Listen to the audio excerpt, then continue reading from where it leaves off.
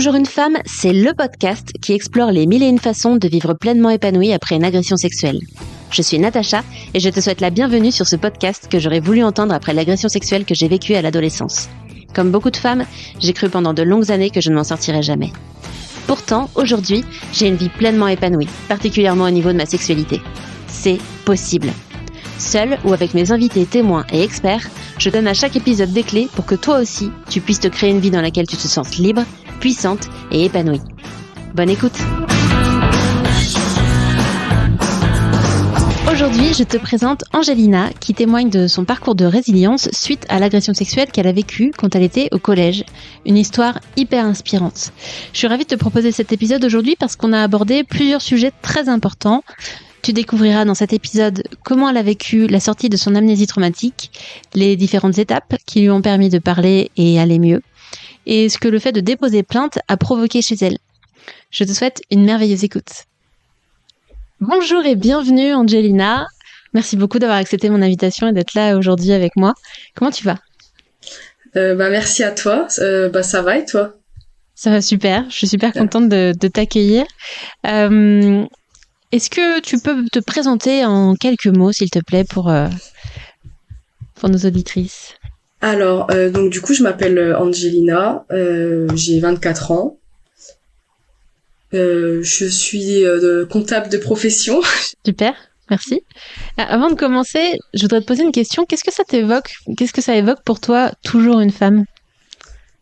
Ça évoque pour moi la libéralisation de la parole, oui, ça se dit comme ça, de pouvoir justement parler et de savoir qu'il y a d'autres gens qui nous comprennent, qu'il y a d'autres gens qui ont vécu les mêmes choses que nous, qu'on n'est pas tout seul, et qu'on n'est pas quelqu'un d'anormal, une espèce bizarre, voilà. Ok, merci. Merci pour ta réponse. C'est assez drôle de voir que chacun entend des choses différentes dans cette appellation. J'aime bien poser cette question. Du coup, si on se parle aujourd'hui, c'est parce que tu as vécu, toi, une agression sexuelle dans ton adolescence. Et du coup, la première question que je me pose, c'est qu'est-ce qui t'a donné envie d'être là aujourd'hui et de participer à ce podcast ? Ce qui m'a donné envie de participer, c'est justement justement d'en parler, de pas rester dans son coin et d'en parler et de pouvoir avoir d'autres personnes qui puissent venir m'en parler aussi en retour, me dire, pouvoir justement échanger sur ce sujet-là, parce que dans le quotidien c'est pas toujours facile d'en parler avec des personnes, même des personnes de son entourage, etc. Et même quand on en parle avec eux, c'est toujours délicat c'est tellement un sujet sensible que même si tu sais que ça leur est arrivé, t'as pas envie de remuer le couteau dans la plaie. Donc des fois c'est bien aussi de pouvoir parler à des inconnus et de pouvoir échanger là-dessus et de montrer aussi que c'est possible, que tout ce que c'est possible, que même si c'est difficile d'en parler au début, on peut toujours ça change, en fait, c'est pas une fatalité, parce que moi au début j'étais incapable de prononcer un mot là-dessus, de dire à quelqu'un j'ai vécu ça. C'était incapable, j'aurais jamais pensé en être là aujourd'hui et du coup montrer que c'est possible et donc voilà. Et bravo pour ça et merci du coup de faire cette démarche-là parce que effectivement c'est hyper important de montrer que on peut parler et je pense qu'on va beaucoup parler de ça aujourd'hui dans l'épisode, que parler ça a vraiment une importance et ça peut vraiment beaucoup aider. Donc du coup tu m'as un petit peu expliqué en off avant au moment de préparer cet épisode que tu avais vécu donc une agression sexuelle dans ton adolescence mais que tu t'en étais pas souvenu avant un certain âge. D'ailleurs je sais pas à quel âge exactement.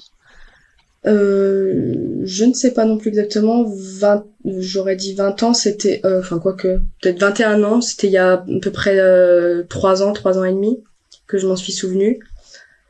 D'ailleurs, je m'en suis souvenu à peu près en 2 fois.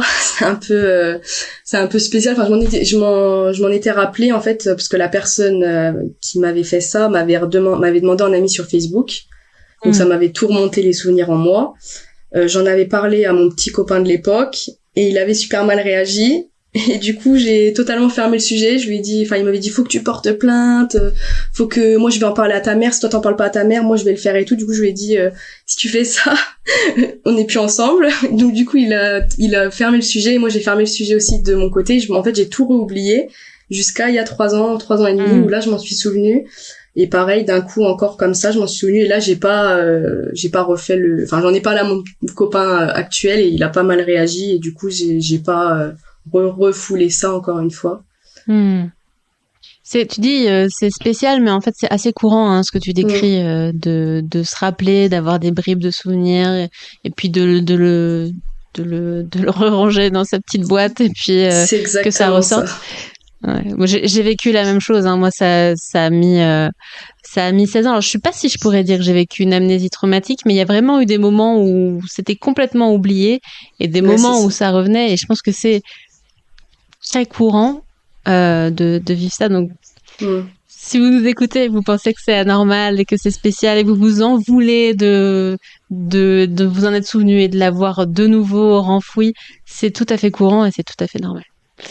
Exactement. Et comment, du coup, avant que ces souvenirs reviennent, c'était quoi ta vie de tous les jours? Comment elle était ta vie avant ces souvenirs? Bah, ça allait, mais au moment où je m'en suis souvenu, ça allait vraiment mieux dans ma vie. Mais un petit peu avant, c'est là où ça a commencé déjà au niveau de la sexualité, où ça allait déjà beaucoup moins bien. Et je pense que c'est parce qu'en fait, mon ex, il avait des gestes qui me rappelaient ce que j'avais vécu, mais j'étais pas capable de m'en souvenir vraiment. Donc juste, je sentais qu'il y avait quelque chose qui allait pas, mais je savais pas quoi. Je me sentais pas forcément bien, etc. Mais je savais pas forcément quoi. Okay. Et du coup, finalement, il y avait quelque chose qui se passait, mais t'arrivais pas à faire de lien parce que t'avais pas les souvenirs, quoi. C'est ça, exactement. Ok. C'est quel genre de réaction que t'avais, du coup? C'est baisse de libido, c'est quand il s'approche, être complètement fermé être de plus en plus fermé sur la sexualité, parce que ça s'est pas fait du jour au lendemain non plus. Ça s'est fait vraiment petit à petit jusqu'à être quand même assez bas, quoi, et à pas aimer quand il s'approche de moi, des choses comme ça, quoi. C'était avant que tu t'en souviennes, du coup? Oui, c'était avant que je m'en souvienne, ouais. Ok. Et du coup, quand tu t'en es souvenu, comment tu l'as vécu, en fait, de te rappeler de ce qui s'était passé? Pas forcément pas très bien. Enfin, déjà, je pense qu'au début, j'ai été vraiment sous le choc, entre guillemets, en mode, est-ce que c'est vraiment possible que j'ai vraiment vécu ça? Enfin, à me sentir pas bien, enfin. Et du coup, j'en ai directement parlé à mon copain, et donc après, ça c'est après j'ai réalisé petit à petit, mais j'ai vraiment mis beaucoup de temps même à réaliser que que c'était possible que ça me soit arrivé, rien que le fait que ce soit possible que ça me soit arrivé. J'ai mis vraiment beaucoup de temps à le réaliser, et bon, c'est vrai que avant de me rappeler de ça, j'allais quand même beaucoup mieux au niveau de la sexualité. Enfin, je m'étais remise je venais de me mettre avec mon copain actuel, donc les débuts de relation, ça va toujours bien. Donc ça allait quand même beaucoup mieux au niveau sexualité, et du coup, après m'en être souvenu, c'est là où ça a recommencé du coup à rebaisser pareil petit à petit, et jusqu'à là être pire qu'avant, où avant c'était déjà pas forcément bien, même avec mon ex. Là, ça a commencé à être vraiment total, enfin plus du tout. Et là vraiment, limite, il s'approchait de moi juste pour me faire un câlin. Je revivais je me souvenais en fait comme quand je m'étais souvenu, comme quand ça m'était revenu mes souvenirs. Je revivais à peu près la même chose, mais sans savoir vraiment l'expliquer, parce que c'est difficile d'expliquer des souvenirs, ce qu'on ressent avec des souvenirs, c'est vraiment difficile à expliquer. Donc voilà, c'était un peu compliqué. T'avais l'impression d'être replongée dans la situation? Oui, ouais, c'est ça. J'avais l'impression de me ressentir comme quand ça m'arrivait quand j'étais au collège, quoi. Donc c'était très très très compliqué cette période-là. Le principe du stress post-traumatique, c'est d'être replongé dans le souvenir directement, comme si on était en train de le revivre. Et ça, c'est absolument pas quelque chose qu'on peut contrôler sur l'instant. C'est des choses qui peuvent se travailler, mais c'est pas du tout des choses qu'on peut contrôler. C'est contre notre volonté, parce qu'il y a tout un mécanisme physiologique et psychologique qui rentre en jeu à ce moment-là. C'est ça. Ok. Et du coup, qu'est-ce que ça a changé dans ta vie? Donc, tu l'as un petit peu expliqué, au niveau de ta sexualité, ça a eu des conséquences. T'es resté avec ça combien de temps avant d'essayer de faire quelque chose? Ben, très longtemps quand même, puisque déjà j'en ai parlé à personne à part mon petit copain actuel, pendant très très très très longtemps. J'avais essayé d'aller voir quelques Ça t'appelle professionnels. très longtemps. Très longtemps, oui, après tout est relatif, c'est sûr. Euh, bah, je, euh, je pense que j'ai commencé à en parler, à peu près un an après, à vraiment en parler à d'autres personnes autour de moi et pas que à mon copain. Donc j'ai vécu avec ça où ça allait pas du tout dans ma vie et j'arrivais pas à en sortir. Donc j'ai commencé à essayer d'en parler un peu je voyais des professionnels par exemple, mais c'était toujours délicat, par exemple des professionnels qui te posent des questions sans que toi tu en parles et qui te disent est-ce que t'as déjà vécu des choses comme ça dans ta vie, etc. Et moi j'étais vraiment sur la défensive parce que je voulais pas en parler, j'étais pas capable de dire oui ça m'est arrivé. Donc c'était très délicat. Quand tu te dis des professionnels, c'est quel genre de... Par exemple une sage-femme, ou même quand tu vas faire des tests pour te faire dépister au cas où, pour vérifier si t'as pas de problème de santé à ce niveau-là. Des fois moi on m'avait posé la question et là j'avais été vraiment très très sur la défensive. J'avais dit de toute façon qu'est-ce que ça fera si oui ou non, qu'est-ce que ça changera, en mode vous pourrez rien faire. Donc j'étais vraiment hyper sur la défensive, mais là c'est là où c'est bien parce que les professionnels, des fois on tombe sur des bons professionnels et des fois sur des beaucoup moins bons professionnels. Et là, j'étais tombée sur un super professionnel. Donc j'avais été très sur la défensive, j'avais rien dit du tout. J'avais ni dit oui ni dit non. Même si je pense qu'il s'était quand même douté pour que je réagisse comme ça, que voilà. Mais il a été super, il m'a dit moi je sais qu'il y a d'autres professionnels qui veulent pas du tout en parler, même des gynécos, des fois ils s'en rendent compte pendant la consultation que la personne elle a déjà vécu des choses comme ça, mais vu qu'ils savent pas comment quoi faire, parce que c'est tellement difficile, tu peux rien faire en soi sur des choses comme ça, et du coup en fait ils disent rien, donc ils sont pas capables, et du coup il dit moi je préfère en parler, même si en soi c'est sûr que je peux rien faire, mais on peut toujours aider. Et d'ailleurs ce professionnel là je l'ai recontacté un an et demi après, je l'ai recontacté pour lui dire est-ce que vous avez des professionnels à me conseiller ou des choses à me conseiller pour aller mieux à ce niveau-là, machin. C'était vraiment super, et c'est vraiment quelqu'un de super bien. Et pareil, j'avais vu une sage-femme, et c'est à partir de la sage-femme que j'ai eu une consultation avec la sage-femme que j'ai commencé à en parler autour de moi, à des amis ou de la famille, quoi.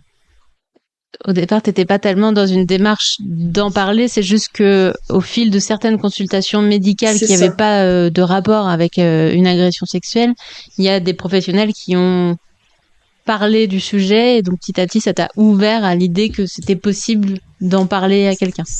C'est ça, mais j'étais quand même j'avais quand même envie d'en parler, mais j'étais pas capable de le faire. Ça j'avais envie d'en parler, mais j'étais incapable même à l'écrit de le dire, donc du coup à l'oral c'était encore pire, et encore pire en face à face, quoi. Donc mais j'avais quand même envie d'en parler, je sentais que j'avais besoin d'en parler, c'est surtout ça.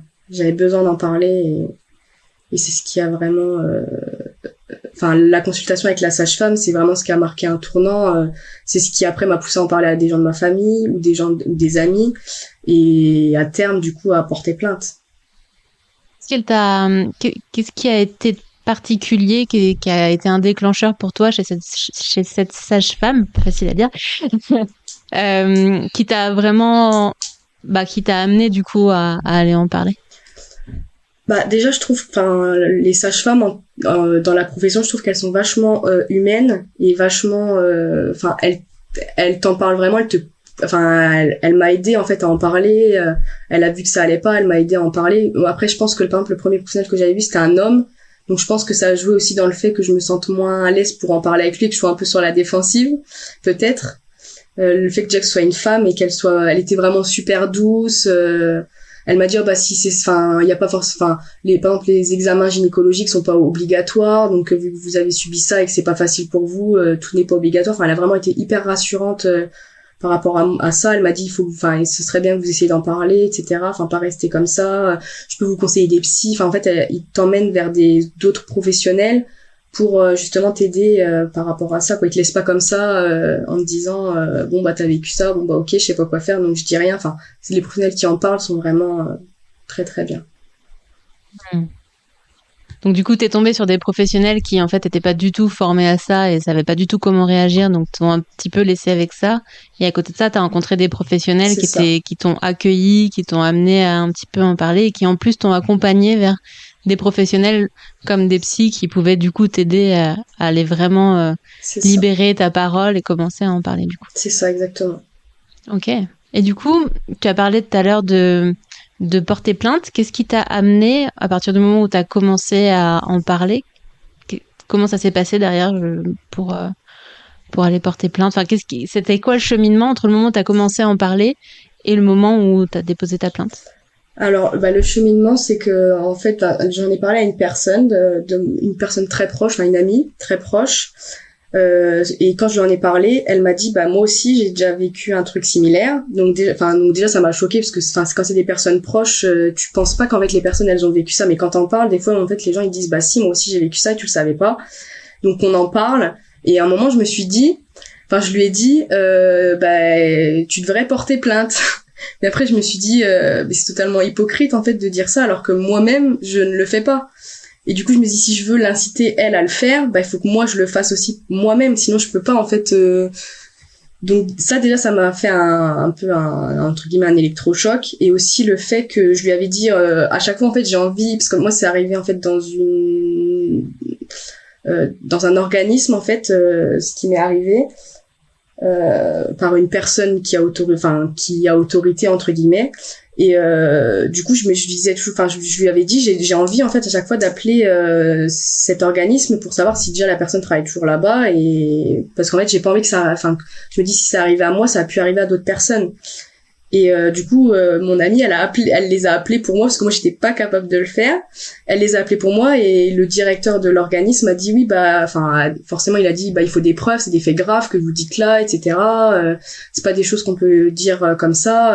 Si c'est vrai, faut aller porter plainte.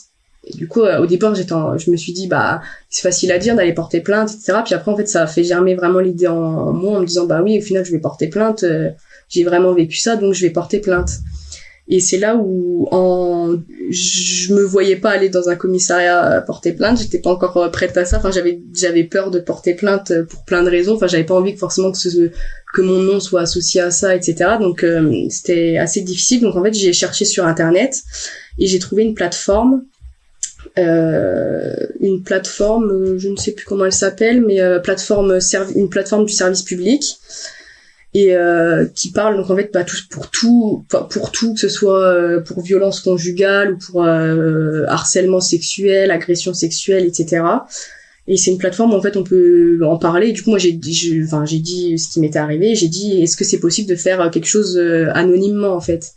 Et du coup ça pousse aussi à porter plainte parce que du coup il te demande d'expliquer un peu ce qui t'est arrivé, mais c'est à l'écrit. C'est un système de chat classique où même si on est avec des gens, on peut même cacher. Par exemple, si c'est une violence conjugale, on peut même cacher pour que notre mari ou je ne sais qui ne puisse pas voir ce qu'on est en train d'écrire. Donc c'est vraiment super bien fait. Et la personne elle était super. C'est vraiment des gens qui sont formés. Et donc moi elle m'a expliqué elle m'a dit c'est grave ce que vous avez subi. Vous pouvez porter plainte pour tel fait. Elle a qualifié les faits parce que pareil on n'est pas toujours c'est pas toujours facile pour nous de qualifier les faits. Moi je savais pas que du coup c'était une plainte pour avec personne ayant autorité sur moi. Je savais pas du tout que ça pouvait être qualifié comme ça. Je pensais vraiment que ça c'était les parents ou des choses comme ça, mais non, pas forcément. Et elle a bien qualifié les faits. Elle m'a dit si j'avais le droit encore de porter plainte ou si c'était prescrit. Donc là, elle m'a dit que c'était pas prescrit puisque j'étais mineure, etc. Enfin, elle m'a dit exactement les périodes qu'il y avait, etc. Même si on peut trouver les informations sur Internet, c'est toujours bien qu'il y ait quelqu'un comme ça qui nous dise. Et puis c'est des gendarmes, c'est des policiers, c'est vraiment des gens qui sont formés là-dessus. Elle a été super douce, même si c'était à l'écrit. J'ai ressenti qu'elle était super douce et elle m'a incité. Donc elle m'a dit les possibilités si je voulais pas porter plainte, si je voulais faire de façon anonyme. Quelles possibilités il y avait, mais aussi quelles conséquences il y avait derrière. Et du coup, elle m'a dit, je vous propose un rendez-vous au commissariat. Et du coup, c'était quelqu'un qui était déjà informé de ma situation avant que j'arrive. Et donc, ça facilite les choses, parce que du coup, on a un rendez-vous. Ça facilite d'aller au commissariat, de juste, on a un rendez-vous, on y va. Enfin, c'est eux après qui te rappellent, mais Ça se fait très bien du coup. Et quand on y va... Et du coup, c'est la personne avec qui t'as échangé, qui t'a reçu? Non, pas du tout. C'est une autre personne. Parce qu'en fait, quand on échange, c'est une plateforme nationale, donc c'est quelqu'un, ça doit être un service spécifique D'accord. qui fait que ça. Je pense, qui fait que ça, répondre au chat ou à certains appels peut-être. Et donc non, c'était pas du tout ça, mais c'était en fait, moi du coup vu que j'étais mineur, c'était quelqu'un de la brigade des mineurs, donc forcément c'est aussi quelqu'un qui était plus formé à ces sujets-là, et c'est quand même quelqu'un qui va avoir, enfin, ils peuvent choisir s'ils prennent ton dossier ou pas entre guillemets, enfin se répartir entre eux. Donc si c'est quelqu'un qui est pas forcément, enfin quand on va au commissariat comme ça, on tombe sur n'importe quel policier, alors que là on tombe sur quelqu'un qui a bien voulu prendre entre guillemets notre qui est déjà dossier. qualifié du coup pour ce genre de sujet, quoi. Oui. Comment tu t'es sentie quand, juste déjà au moment où tu étais sur cette plateforme et que la personne t'expliquait du point de vue juridique ta situation, tes options, etc. Comment tu t'es sentie à ce moment-là? Déjà ça fait toujours bizarre forcément puisque enfin c'est pas très agréable non plus, mais ça fait du bien déjà de voir que quelqu'un te dit c'est des faits graves ce que vous avez vécu, vous pouvez en parler, et ils m'ont demandé est-ce que vous en avez déjà parlé à des gens. Donc si tu dis moi j'ai dit que oui, et du coup elle m'a dit c'est très bien que vous en ayez déjà parlé. Enfin c'est vraiment quelqu'un qui, c'est pas que un gendarme ou un policier qui va te parler et qui est en mode c'est juste les faits et puis c'est tout quoi. C'est quelqu'un qui va un peu t'accompagner, même si c'est pas non plus un psy, mais c'est quand même quelqu'un qui est formé, donc qui t'accompagne vraiment. Donc moi ça m'a vraiment fait du bien justement, et ça m'a vraiment du coup j'avais je crois 1 ou 2 semaines avant d'avoir un rendez-vous avec le policier, et ça m'a vraiment permis de bien réfléchir, de savoir les options que j'avais, de me dire je peux aller là-bas et en fait sans porter plainte, en faisant ce qu'il m'avait dit anonymement. Et du coup je savais que j'étais pas obligée de porter plainte, et du coup ça m'a rassurée de me dire je peux encore faire machine arrière entre guillemets, je suis pas obligée vraiment de porter plainte. Et donc du coup la procédure à ce moment-là, donc tu termines la conversation sur internet, donc du coup après tu disais c'est eux qui te rappellent, c'est ça? Oui, parce qu'en fait du coup c'est selon là où tu es situé, ils transfèrent le dossier sur le poste, enfin le commissariat de police qui est là-bas, et après c'est une personne de ce service-là qui nous appelle, et voilà. Et donc entre le moment où tu as eu cette conversation sur internet et le moment où on t'a appelé, il s'est passé combien de temps à peu près? Peut-être 3-4 jours, enfin, et puis en plus c'est vrai qu'ils sont bien aussi, parce que quand j'avais eu le chat, la personne m'avait dit si jamais personne ne vous contacte, revenez me parler sur le chat, et comme ça je les relancerai, parce que ça peut arriver que s'ils ont trop de demandes ou voilà, qu'ils ne contactent pas forcément. Moi ça n'a pas été mon cas, mais du coup c'est pareil, ils te rassurent en te disant revenez sur le chat et on les relancera, etc. quoi. Ok. Et donc du coup ils t'ont appelé pour te donner un rendez-vous, c'est ça? Oui, c'est ça, ils m'ont appelé pour me donner un rendez-vous, peut-être une ou 2 semaines après, enfin c'était pas très longtemps après, selon aussi mes disponibilités du coup. Ok, et donc du coup quand t'es arrivé, ils avaient déjà l'essentiel de ton dossier? Il avait lu tout, je pense qu'il avait lu toute la conversation entre guillemets, et ça s'est super bien passé. Enfin c'était vraiment c'était quelqu'un de la brigade des mineurs qui était vraiment formé sur ces sujets-là, mais ça s'est super bien passé. Donc j'ai réexpliqué tout ce qu'il y avait à expliquer pour déposer la plainte. Je lui ai dit que j'hésitais à porter plainte, etc. Et limite, enfin je lui ai pas demandé, mais je lui ai dit qu'est-ce que vous me conseillez, etc. Et lui il m'a dit moi, enfin il m'a pas dit je te conseille ça. Il m'a dit moi, parce qu'il avait il a un enfant, donc il m'a dit moi si c'était mon fils à qui ça arrivait, je lui dirais, enfin je voudrais qu'il porte plainte quoi. Donc du coup, après j'étais déjà partie en y allant en me disant je pense que je porterai plainte, sauf si ça se passe pas bien au commissariat, là je porterai pas plainte. Ça s'est bien passé, donc j'ai porté plainte. Même si j'avais peur quand même, je me suis dit bon allez, faut le faire. Si je le fais, je le fais à fond. Donc je me suis dit en fait je voulais pas avoir de regrets. Parce que c'est un peu le même principe que quand j'avais appelé, quand je voulais appeler l'organisme pour savoir si c'était arrivé à d'autres personnes. Ce qui m'empêchait d'avancer, moi, c'était vraiment la culpabilité de me dire, ça se trouve, il y a d'autres personnes à qui ça arrive. Et en fait, moi, je le sais parce que je l'ai vécu, et je dis rien et je reste dans mon coin. Donc, j'étais pas capable de parler. Enfin, c'était difficile aux périodes où je pensais ça. Mais du coup, quand ça allait mieux, je me suis dit là, si je vais au commissariat, j'y vais, je porte plainte, je fais pas le truc à moitié, parce qu'après je vais regretter en me disant j'ai pas fait ce que j'aurais pu, et du coup ça se trouve il continue parce que moi j'ai pas porté plainte, alors que si j'avais porté plainte ce serait arrivé.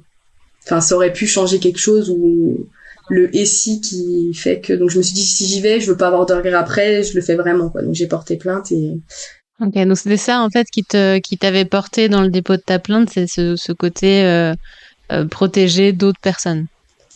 Oui, c'est exactement ça qui m'avait motivée, parce que je savais que j'étais pas la seule fille, enfant, fille à cet organisme-là, donc je me disais toujours, est-ce qu'elle a vécu la même chose que moi? Est-ce qu'il y en a d'autres encore qui ont pu la même chose? C'était vraiment quelque chose qui m'empêchait vraiment d'avancer dans ma vie. Et du coup, tu disais que tu avais un peu peur au moment de déposer ta plainte. Tu avais peur de quoi exactement?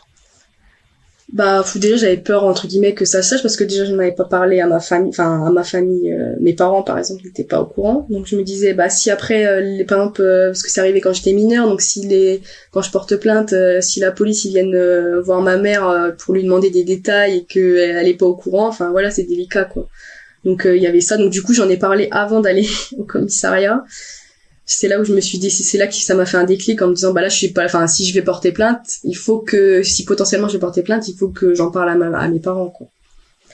Donc, voilà. Et puis, tous les autres à côté, le fait que lui, il sache que j'ai porté plainte, qu'il puisse me retrouver, ou je sais pas, qu'après, il y ait des gens dans la ville qui le sachent, des choses comme ça, quoi. Okay. Qu'est-ce qui a fait que tu l'as quand même fait, du coup? C'est le fait de me dire, comme ça je regretterai pas, j'aurais aucun regret si jamais potentiellement ça arrive à d'autres personnes, ou ça arrive dans le futur à d'autres personnes, je saurais que c'est pas que j'ai fait ce que j'avais à faire entre guillemets. Ok. Et du coup, globalement, qu'est-ce que tu dirais que ça t'a apporté aujourd'hui d'avoir porté plainte? Qu'est-ce que ça a changé pour toi? Ça a changé vraiment beaucoup de choses, notamment parce que déjà ils m'ont envoyé voir la psy. Et en fait il y a une psy au commissariat, je ne savais pas, mais c'est super bien, il y a une psy au commissariat, donc déjà il y a une association, ils t'envoient vers l'association qui elle peut te diriger soit vers le psy, soit vers d'autres choses selon ton vécu. Pareil, elle a été super sympa, elle m'a envoyé après vers la psy qui a été super sympa, qui du coup m'a envoyé après vers une autre psy. D'ailleurs la psy du commissariat est gratuite. C'est pareil, ça peut être bien aussi quand on vient de vivre des choses comme ça, c'est bien. Mais du coup après elle m'a renvoyé vers une autre psy en me disant je pense qu'elle vous conviendra, parce que du coup elle me connaissait un petit peu, donc ça a changé beaucoup de choses, ça a entamé un processus, parce qu'après c'est avec cette psy là que ça a vraiment changé beaucoup de choses dans ma vie, où je me suis sentie beaucoup mieux, ça a libéré plein de choses. Super, ça quand tu dis ça a libéré plein de choses, tu vois quoi comme changement du coup dans ta vie aujourd'hui entre le avant et le après? Déjà juste après la plainte, quelques jours, semaines après la plainte, et du coup en parallèle où j'y voyais soit la psy du commissariat, soit ma psy d'après.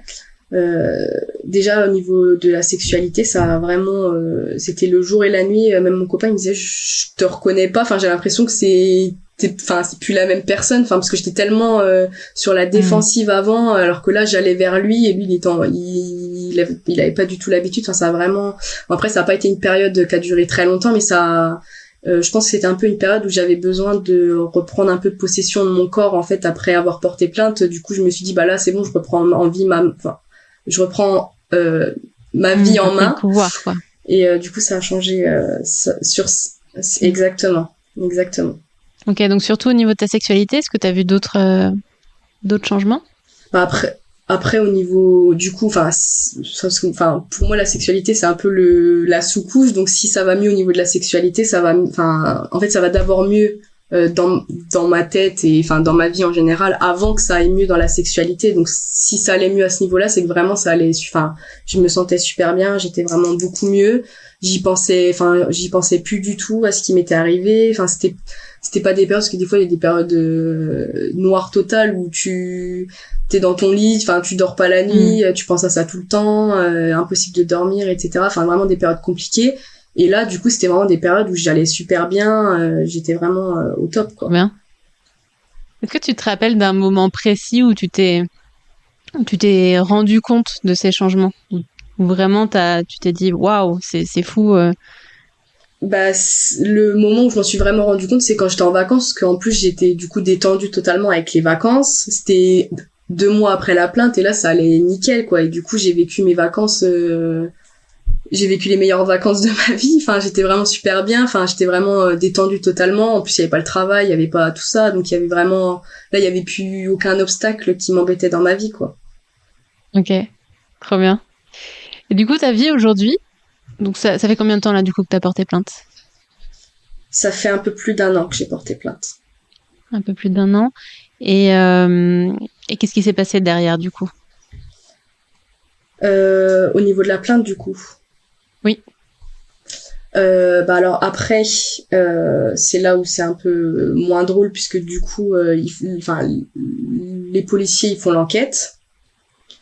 Donc ils vont voir à l'organisme où ça s'est passé, etc. Enfin, ils vont poser plein de questions par-ci par-là.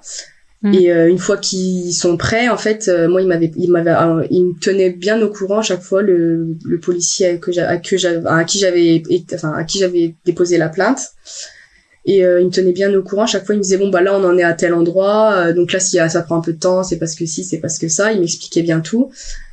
Et donc il t'explique que tu vas avoir une expertise psychologique. Enfin dans mon cas en tout cas, ce que le procureur peut te la demander ou peut ne pas la demander d'après ce que j'ai compris. Donc là il l'avait demandé. Où tu vas avoir une expertise psychologique. Et suite à l'expertise psychologique, il t'explique que bah soit la personne ira en garde à vue. Selon les suites du coup de l'expertise psychologique, la personne ira en garde à vue ou non du coup. Et mais du coup, il t'explique quand même aussi, enfin c'est très stressant parce qu'il t'explique que du coup la personne si elle est en garde à vue, il faut aussi que tu te prépares au fait que potentiellement si elle avoue pas ou si ça se passe pas totalement comme ils veulent, ils peuvent te demander à venir faire une confrontation et que tu peux te faire accompagner par un avocat, mais qu'ils peuvent te demander à faire une confrontation que tu peux dire oui ou non. Mais moi, vu que j'étais toujours dans le j'y vais jusqu'au bout, je me suis dit même si ça me plaît pas de faire ça, je le ferai quand même parce que je veux pas regretter après en me disant voilà. Mais ça me stressait énormément, donc pareil, j'avais pas déjà rien que le fait de dire la personne va aller en garde à vue parce que toi t'as porté plainte, ça c'était quelque chose qui me braquait un petit peu déjà. Il s'est passé combien de temps du coup entre le moment où t'as porté plainte et le moment où il y a eu l'expertise psychologique?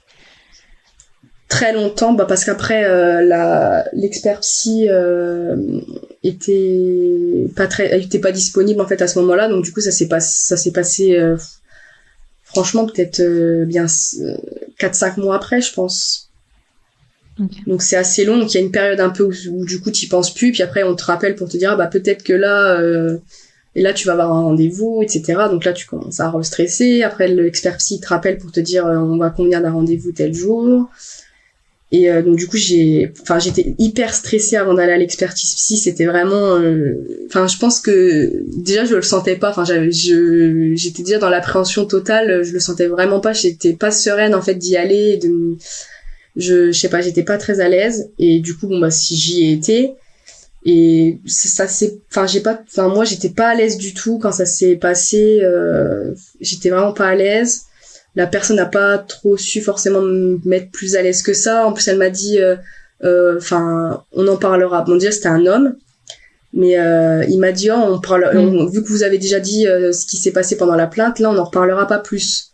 Sauf qu'en fait, il m'a quand même demandé de lui dire ce que je m'étais souvenu quand je m'en suis souvenu, les détails précis de ce que je m'étais souvenu, parce que déjà moi j'avais du mal à mettre des mots là-dessus à ce moment-là. Déjà maintenant c'est un peu difficile, donc là c'était vraiment, j'étais pas capable.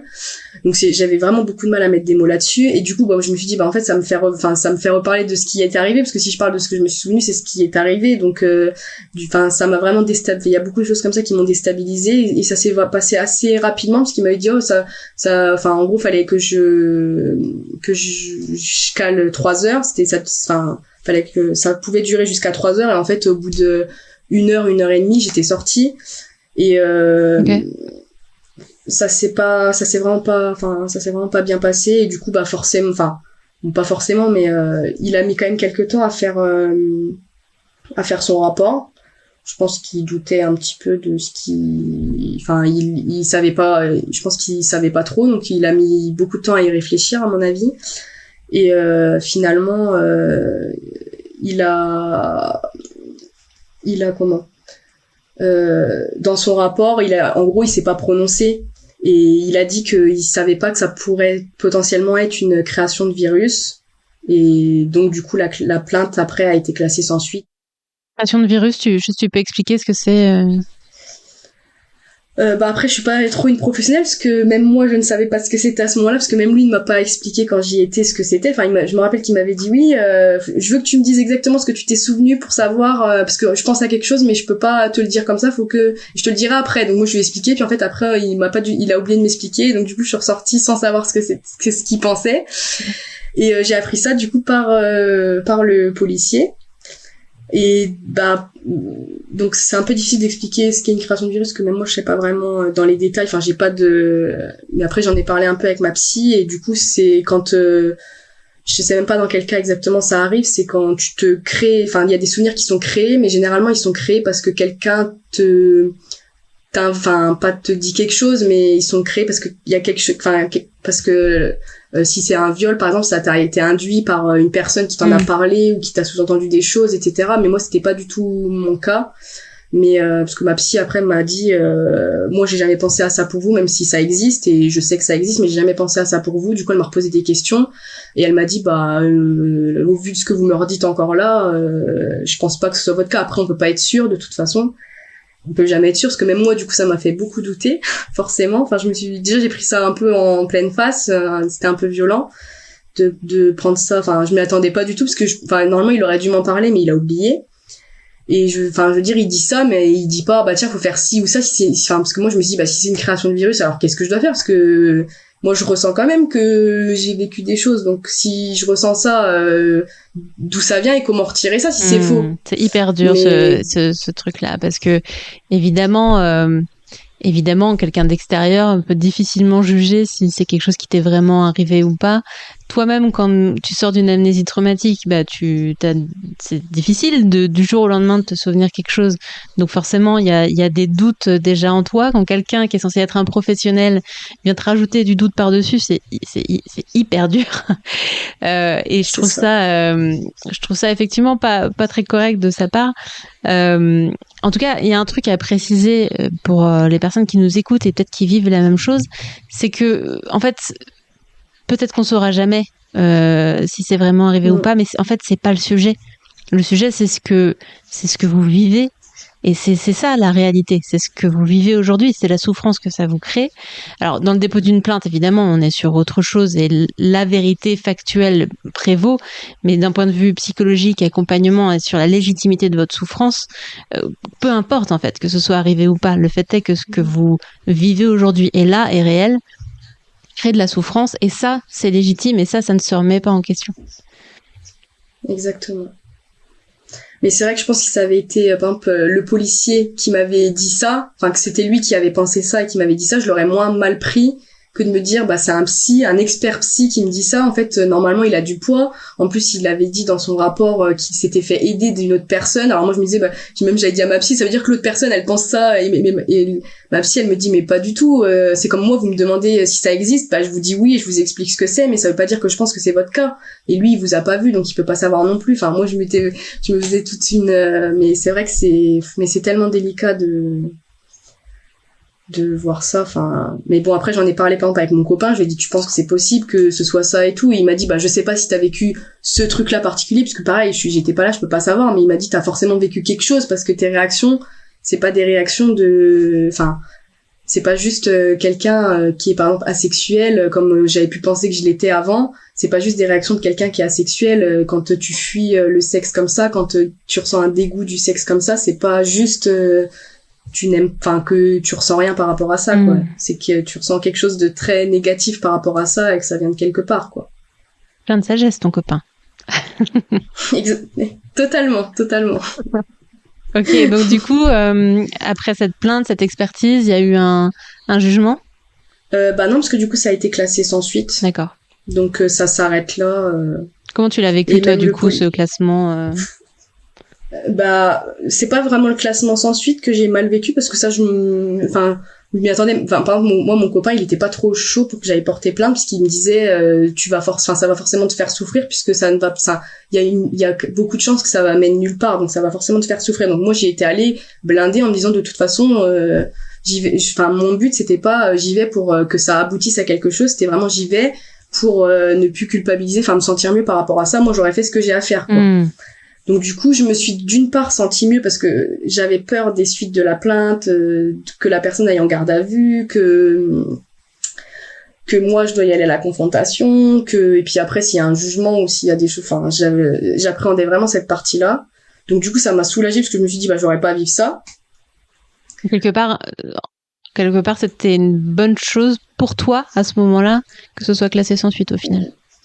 Oui, pour si on prend juste moi, si ça arrive à personne d'autre, oui. Après je me dis si ça arrive à d'autres, enfin s'il y a pas que moi, parce que du coup je ne sais pas si ça arrive à d'autres personnes, enfin si cette personne-là a fait ça à d'autres personnes que moi. Ça c'est un peu l'inconnu et du coup je me dis je préfère rester dans le déni parce que si ça arrive à d'autres personnes, voilà. Mais si ça, enfin je veux dire si ça arrive à d'autres personnes, ça se trouve il continue encore, surtout que je sais qu'il travaille encore avec des enfants et adolescents. Donc voilà. Sur ce plan-là, mais moi-même, ça m'a soulagée de pas avoir à affronter les suites. Et par contre, du coup, au niveau de l'expertise psy, du coup, ça m'a fait un peu douter. Enfin, ça m'a mis vraiment dans une mauvaise période. Mais au niveau, enfin, ça m'a soulagée d'un côté et fait du mal de l'autre à ce niveau-là, de me dire que un expert psy, il pense ça, quoi, et que voilà. Et du coup, moi, ça m'a fait douter. Je me suis dit, imagine, ça m'est vraiment pas arrivé. Enfin, surtout que des fois, quand on y pense tout le temps. Parce qu'il y a des périodes où tu vas, enfin, moi je sais que je ressassais ça, j'avais des pensées obsessionnelles là-dessus, j'y pensais tout le temps, je dormais pas la nuit, etc.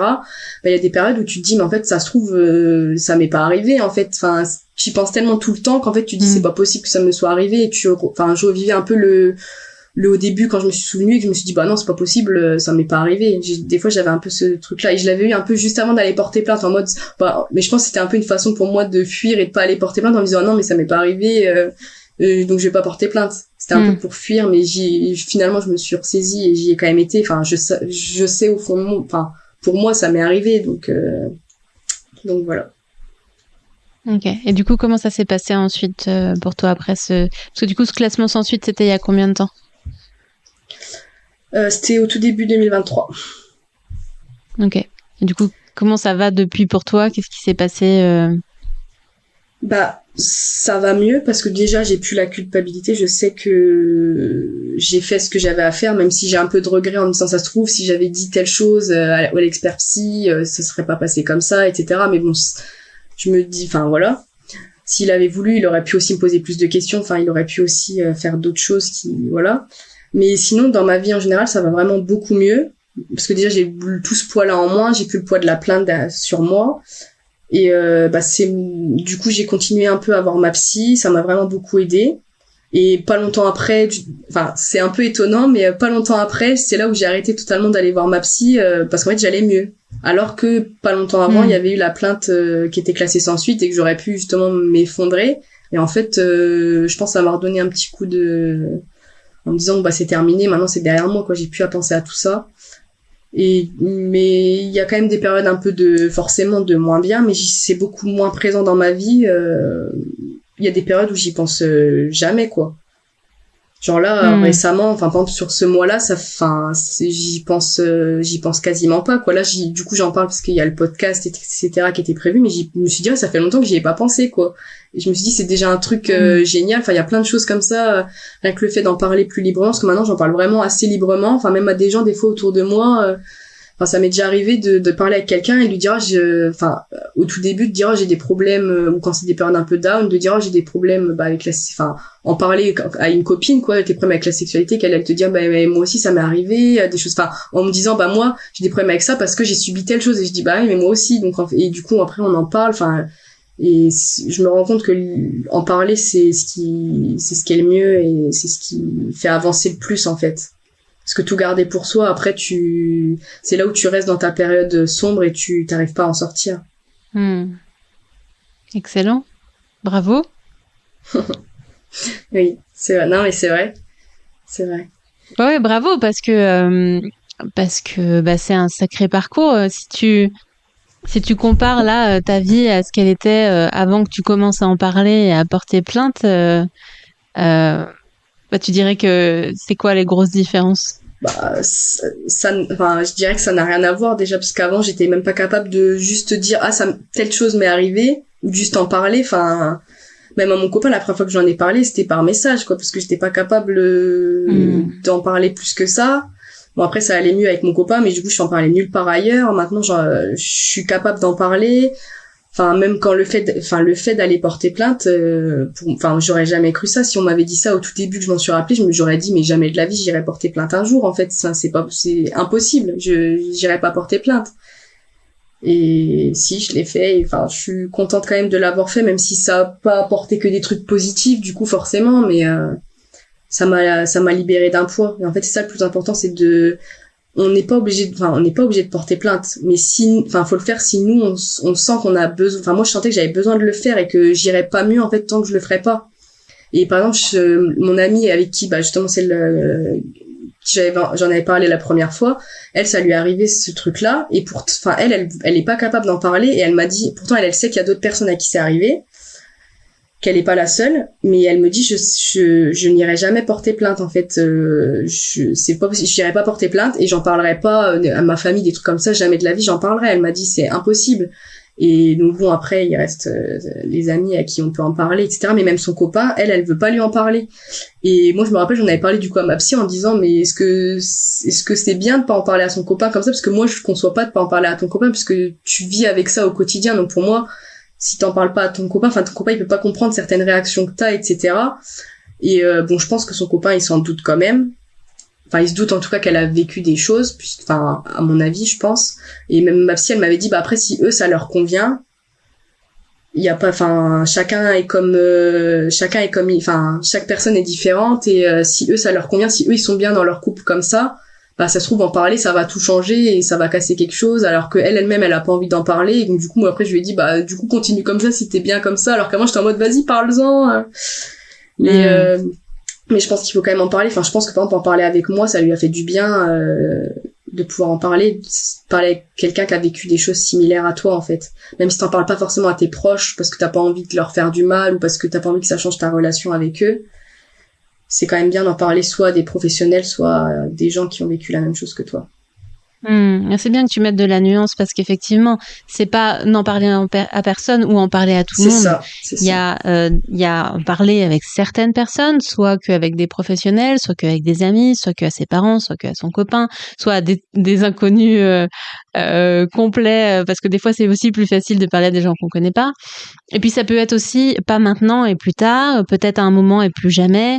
En fait, tout est ok du moment que ça fait du bien. Voilà. Après, il y a ce moment d'appréhension, cette peur qui fait qu'on va pas forcément être bien au moment de le faire, mais il y a ce soulagement, surtout quand on arrive à en parler à des personnes. Si je devais donner un conseil, moi, sur comment en parler, et je te laisserai donner ton conseil aussi peut-être derrière, ce serait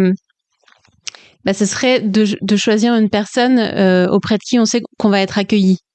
On sait qu'on va pas être jugé parce que c'est assez terrible quand on garde quelque chose pour soi depuis des années d'être confronté à quelqu'un qui comprend pas, qui ne veut pas comprendre, qui reçoit ça très mal et ça risque de braquer pour la suite, alors que c'est une personne qui l'a mal reçu, c'était juste pas la bonne personne.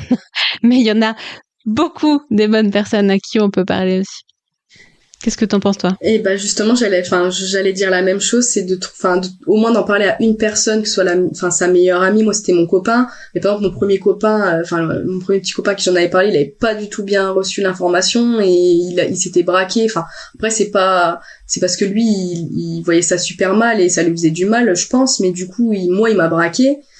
Et c'est très difficile après de remonter par rapport à ça. Alors c'est bien de trouver au moins une personne à qui on peut en parler, mais même une psy, c'est super bien. Mais après faut oser en parler, faut se sentir bien avec la personne, parce que pareil, les psys, il y en a des biens, il y en a qui sont bien pour nous et d'autres qui sont moins bien pour nous selon faut déjà matcher avec la personne, se sentir bien avec elle pour lui confier des choses comme ça aussi intimes, c'est pas facile non plus. Exactement, oui, il y a des psys où ça passe pas, et faut pas hésiter à changer. C'est pas que les psys en général, c'est pas fait pour vous, c'est peut-être juste que c'était pas la bonne personne, ou peut-être pas le bon type de thérapie pour vous à ce moment-là. En tout cas, il y a vraiment plein d'options et une mauvaise expérience doit pas vous vous cassez dans votre volonté d'aller mieux, quoi. C'est ça. C'est ça. Moi, j'avais même vu une sexologue et franchement, elle était vraiment nulle, quoi. Limite, elle m'a créé des blocages en plus, alors que j'en avais déjà beaucoup. Elle m'a recréé des blocages en plus et faut faire attention aussi, parce que des fois, il y a des professionnels qui sont pas, par exemple, les sexologues, il me semble qu'ils ont pas vraiment de diplôme. Enfin, c'est juste une formation, donc il y en a qui peuvent ne pas être bons du tout, en fait, et donc faut vraiment faire attention à qui on prend et faut pas prendre n'importe qui. C'est pour ça que c'est bien aussi des fois de voir avec des professionnels, puisqu'ils vont te conseiller des gens, des personnes qui connaissent et des fois ils ont des bons retours et qui savent que c'est des personnes qualifiées et qui vont vraiment t'aider là-dessus. Donc c'est bien aussi de faire marcher un peu le bouche à oreille, entre guillemets, mais c'est pas facile d'en parler. C'est pour ça que c'est bien de voir avec des professionnels comme des sages-femmes qui connaissent des psychologues, etc. Enfin, vraiment Super conseil. Du coup, qu'est-ce qui est devenu possible pour toi auquel tu t'attendais pas depuis? Bah, déjà, rien en parler. Enfin, ça, pour moi, c'était impossible déjà avant. Et, juste me sentir mieux au niveau de la sexualité. Enfin, juste que mon copain, il vienne vers moi et qu'il me fasse un câlin sans me sentir comme si il allait m'arriver quelque chose, alors que pas du tout. Enfin, qu'il voulait juste faire un câlin sans qu'il y ait autre chose derrière, mais que même ça, c'était trop compliqué à gérer, quoi, derrière.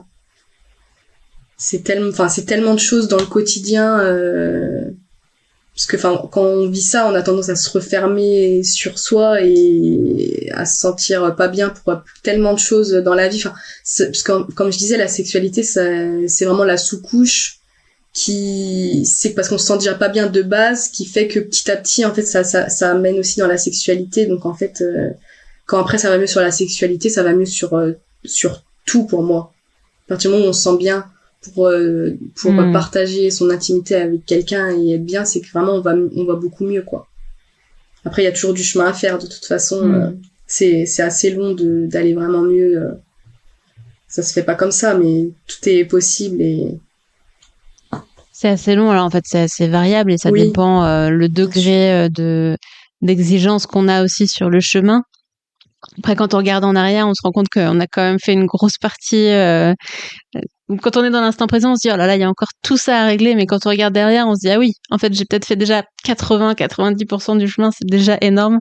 Après, il y a encore des choses à gérer, mais le chemin que tu as parcouru, il est déjà ouf. Oui, totalement. Et d'ailleurs, oui, c'est bien que tu parles de ça, parce que c'est exactement ce que je voulais venir à ce sujet. C'est que c'est vrai que on a tendance, moi j'ai tendance en tout cas à m'auto-flageller quand je suis pas bien, en me disant oui, regarde, tu vois, t'avances pas, t'es toujours au même point, en fait, alors que quand t'es dans une mauvaise période, tu vois pas que t'as évolué, en fait, que vraiment moi des fois j'en parle avec mon copain, il me dit mais bien sûr que si, regarde, avant je pouvais même pas m'approcher de toi sans que ça aille pas. Maintenant tout ça c'est plus du tout à l'ordre du jour, il y a plus du tout de problème à ce niveau-là, alors qu'avant c'était impossible. Et du coup il me dit bah peut-être que sur ça c'est encore compliqué, mais ça vient petit à petit. Ou des fois c'est juste quand c'est une mauvaise période, bah du coup pareil, je vais plus redormir de la nuit et je vais être dès qu'il va s'approcher je vais mal réagir, etc. Mais c'est parce que c'est une mauvaise période. Mais on a du mal, moi je trouve, en tout cas moi j'ai du mal à voir à chaque fois le chemin parcouru, mais du coup c'est bien d'avoir des personnes comme ça à qui tu te confies, parce qu'après ils voient, ils te disent mais bien sûr que si, sur ça t'as évolué, sur ça t'as évolué. Ma vision de l'avancée du chemin, c'est que on a tendance à penser que c'est un peu linéaire comme avancée, alors que soit on peut le voir un petit peu comme des trucs en dents de scie. Moi je le vois un peu en boucle, c'est-à-dire qu'on avance. C'est des boucles qui avancent en fait, c'est-à-dire qu'on avance et puis hop on va reculer un petit peu histoire de consolider les nouveaux trucs qu'on a vus, et puis on va réavancer, puis on va revenir un petit peu en arrière pour consolider et ainsi de suite. Mais la finalité c'est qu'on avance quand même toujours. C'est ça.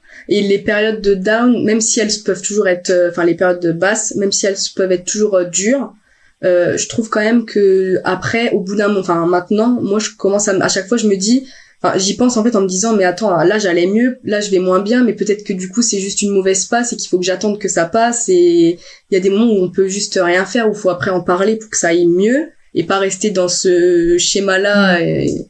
Mais ouais, quand je trouve que ça va de mieux en mieux justement à passer les mauvaises périodes où on se sent pas bien, parce que justement on se dit mais attends, la dernière fois j'ai dit ça aussi et en fait ça a été mieux, donc c'est que c'est possible, donc faut juste passer ce mauvais moment et ça ira mieux. on a déjà arpenté ce chemin en fait. Donc même si on retombe un peu, le chemin est déjà tracé. Donc c'est beaucoup plus facile de remonter. Totalement. C'est plus rapide, c'est plus facile, moins douloureux. Enfin, il y a quand on a cette période où on replonge un petit peu, ce qui peut arriver régulièrement. Après, effectivement, ça s'espace aussi de plus en plus jusqu'à disparaître. Quand on redescend là-dedans, on peut avoir cette impression de « Ah, mais je suis revenu au point de départ », mais en fait, loin de là. C'est ça. Loin de là, et même si, dans l'absolu, on revenait au point de départ, la remontée est 1000 fois plus rapide que le chemin que ça nous avait demandé de faire au départ. Oui, parce qu'on l'a déjà fait, donc c'est ça. Super, on arrive à la fin de ce podcast, on a été un peu bavarde, mais c'est super parce qu'on a vraiment abordé plein de sujets hyper importants et je te remercie pour ces partages, Angelina.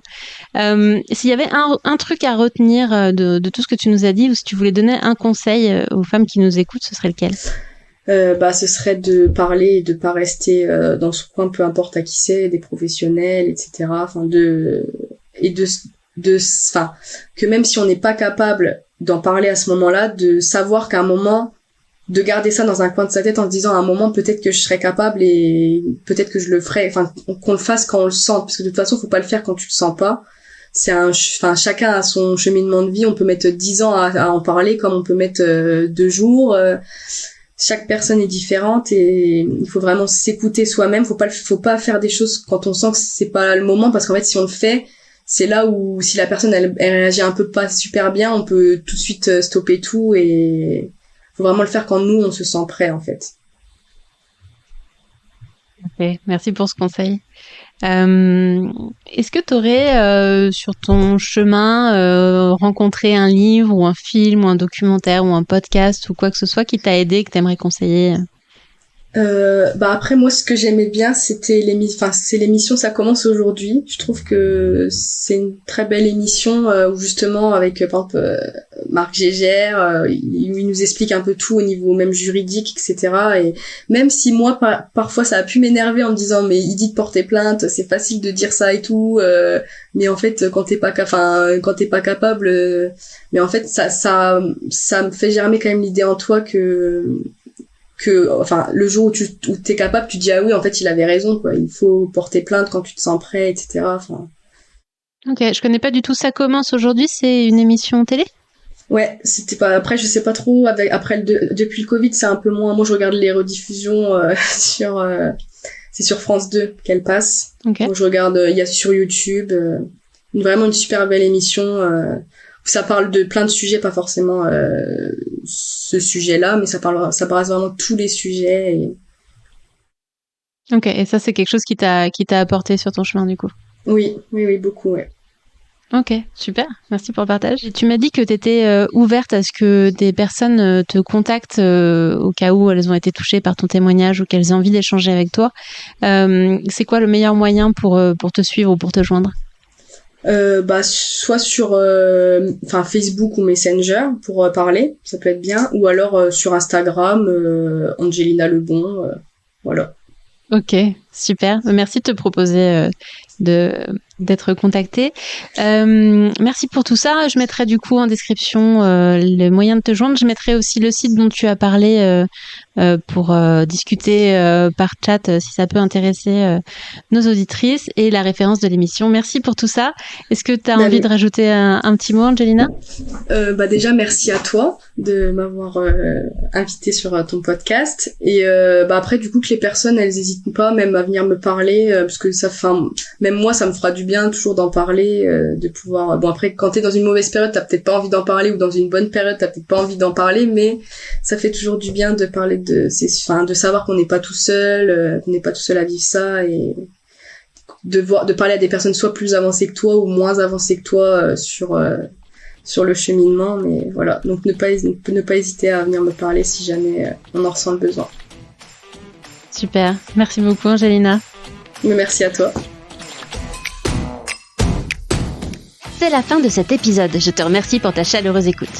Si tu veux être informé des prochains épisodes ou en savoir plus sur comment j'aide les femmes ayant vécu une agression sexuelle à se créer une vie dans laquelle elles se sentent libres, puissantes et épanouies, rejoins ma newsletter sur toujoursunefemme.fr/newsletter. Tu retrouveras le lien en description. Je t'envoie tout mon amour et à très bientôt.